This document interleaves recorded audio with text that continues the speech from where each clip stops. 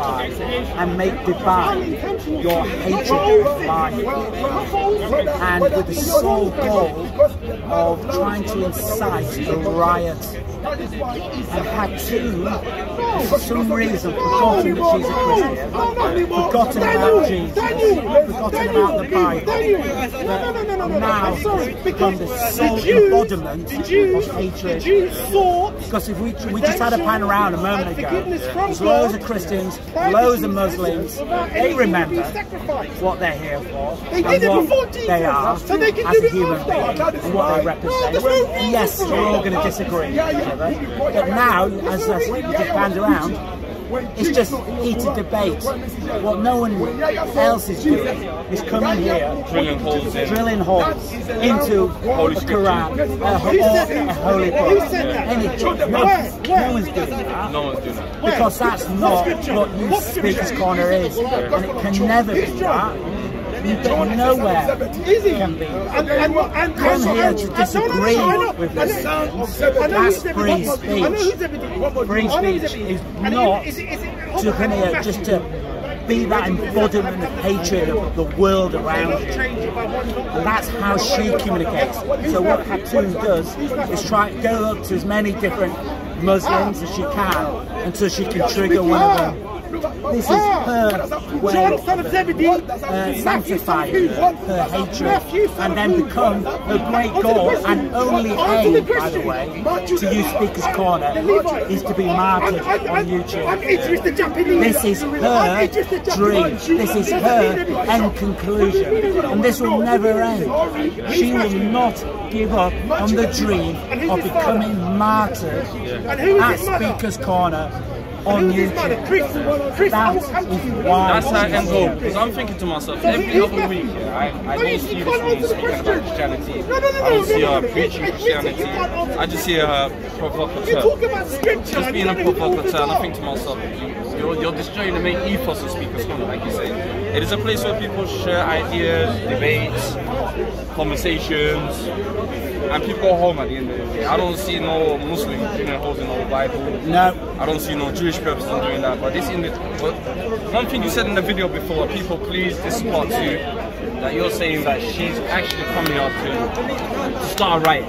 Yes. Is that what you're concluding with? Is that what you think? That is part, because in a riot, people go crazy. Yeah. There is there's no Speakers Corner anymore. There's no speaking anymore. Yeah. What there is just horrific actions, which she comes here to sign. Because in a horrific action, there is a high probability, she's thinking this, high probability I get to become a martyr. Yes. Because you can't become a martyr if we're just talking to each other like this.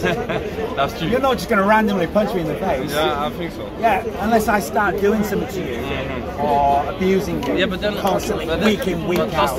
I'm just playing devil's advocate. Do it. On the other side, some people argue for that is freedom of speech. It's inciting freedom of speech that makes the fundamentals of the UK. But are you saying there's a limit of freedom of speech? Is that what you're saying? Or when freedom of speech starts inciting hatred, then people have to say, well, that's not freedom of speech. People have to stand up. Where's your stance? Well, freedom of speech, literally about speaking your views on the world and disagreements. Freedom to hate and become hate, that is a total classification. And hatred is not freedom of speech. Freedom of speech is what you see just a moment ago when we pan this camera around. People are coming here and they're disagreeing with each other. And they're doing it. But what's not needed right now is 40 police officers. Right now, you and me, we don't need 40 police officers here because we are engaging in freedom of speech. And we will probably disagree on quite a lot of things. But what we will agree upon is that Speakers Corner cannot tolerate the expense of 40 police officers here each week just to quell a riot done on purpose with the sole aim so one individual can become a martyr. This is about one person, no one else. I mean, you've got people like Bob the Destroyer, Pseudo-Atheist Steve, they're kind of in the same ballpark, but Cartoons are a different type of animal, different type of. They haven't done even that insane. Bob the Destroyer, though, I mean, Bob the Destroyer, though, he would love to migrate to that level, but he hasn't done that. Freedom of speech and what how to. It's like causing problems between communities. That's one of the first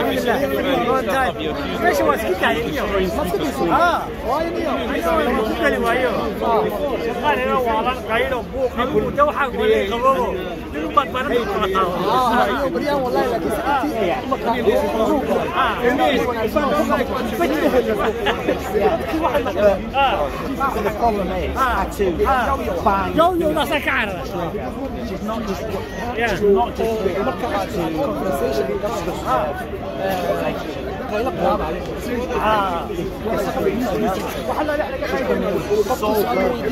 find something so that she can become a master. That's great. No wonder directly.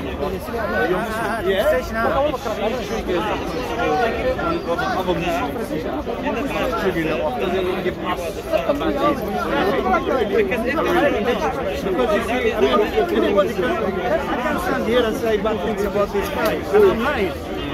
And through my talk, you know I'm lying. Because probably you have an idea about this man. You met him before. There is no more system than the devil himself. But now, in this age, he learns from us. Because we become more wicked than the devil himself. For things we do to each other. I mean, you know, freedom of speech, you have to have rules. If you break the rules, then you are animals. So freedom of speech needs rules. That's what I'm arguing. That's what I've been saying from the very beginning. Some people might say that takes away the freedom. Rules takes away freedom. That's what you're saying. But the reality is, you die, then that takes away far more freedom than you get. And only does that happen, people will start asking, well, how did this person die in this situation? Look at all these other people. They're obviously part of that malaise. Therefore, the best solution, the cheapest solution, is just end people's corner and manoeuvre through life. Because now they've got social media, why do they even need this anymore anyway? But this, can I just say one last point? The other major issue Hatun and some other Christians here want to destroy Christians talking to each other. How many venues in this world can Christians and Muslims and Jews come together and talk? That is so that's a huge threat to Hatun, Bob the Destroyer. He wants to end any conversation between groups because once you start realising you have quite a lot in common, it's very much harder at that point to commit genocide. We're now talking about genocide. The roots of genocide all begin in not understanding another human being. And they exploit, the people in charge exploit that lack of knowledge, encourage you to kill that, go to that foreign man, murder them, they're animals, don't fucking worry about it. This here, Speaker's Corner, all free speech, is the very major force against the very seat of genocide. When you start realising that, yeah, look, they've got a relationship with God, that's beautiful, it's not one I personally believe, but it's, I can see in their eyes that this is empowering, it means something, and it's not something that we should be coming here and attacking. I mean, if you believe in God, surely other people believing in God, it should be a wonderful thing, not something to attack them for. I mean, the logic in there is fairly sound, but obviously that conversation needs much more time on it. We'll have a wrap up on that. Thank you ever so much. Cheers. Cheers, brother. Thank you very much.